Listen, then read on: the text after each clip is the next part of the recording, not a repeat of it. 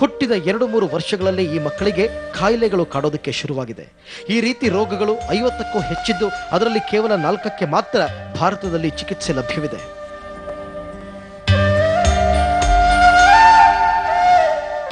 ಇದು LSD ಅಂತೇಳಿ ಒಂದು ಅಪರೂಪದ ಕಾಯಿಲೆ.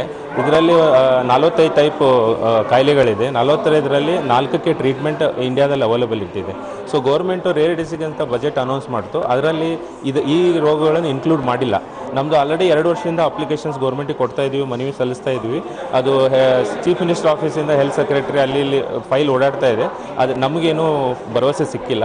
ಅದಕ್ಕೋಸ್ಕರ ಈ ಮೂಲಕ ಸರ್ಕಾರಕ್ಕೆ ಮನವಿ ಮಾಡ್ಕೊಳ್ಳೋದೇನೆಂದರೆ ಈ ಡಿಸೀಸನ್ನು ಅಪರೂಪದ ಕಾಯಿಲೆ ಫಸ್ಟಿಗೆ ಸೇರಿಸಿ ವೈದ್ಯಕೀಯ ಚಿಕಿತ್ಸೆಗೆ ಸಹಾಯ ಮಾಡಬೇಕು ಅಂತ ಕೇಳ್ತಾ ಇದ್ದೀನಿ. ಈ ಮಕ್ಕಳಿಗೆ ಯಾವಾಗ ಸಾವು ಬರುತ್ತೆ ಅನ್ನೋ ಪರಿವಿಲ್ಲ.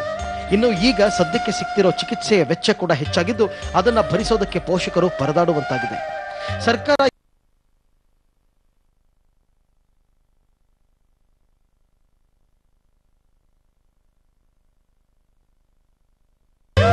ನಾವು ಅನೌನ್ಸ್ ಮಾಡಿದರೆ ಕೊನೆಗೆ ದುಡ್ಡು ಬರ್ಬೋದು, ಅವ್ರು ಆ್ಯನ್ಯುವಲ್ ಬೇಸಿಸಲ್ಲಿ ಕೊಡಕ್ಕೆ ಒಪ್ಕೊಂಡಿದ್ದಾರೆ.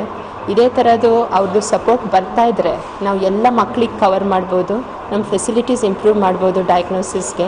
ಆ್ಯಂಡ್ ಇನ್ನೂ ಹೆಚ್ಚು ಮಕ್ಕಳು ನಮಗೆ ಗೊತ್ತಾದರೆ ಅವ್ರಿಗೂ ಬೇಗ ಟ್ರೀಟ್ಮೆಂಟ್ ಕೊಡ್ಸೋಕ್ಕಾಗತ್ತೆ ಅಂತ ನಮ್ಮದು ಉದ್ದೇಶ.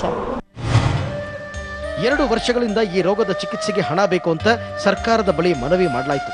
ಆದರೆ ಇದನ್ನು ಬಿಡುಗಡೆ ಮಾಡದೆ ರೋಗಿಗಳ ಸಂಕಷ್ಟಕ್ಕೆ ಕಾರಣವಾಗಿದೆ. ಪವಿತ್ರ ಬಿ, ಸಮಯ ನ್ಯೂಸ್, ಬೆಂಗಳೂರು.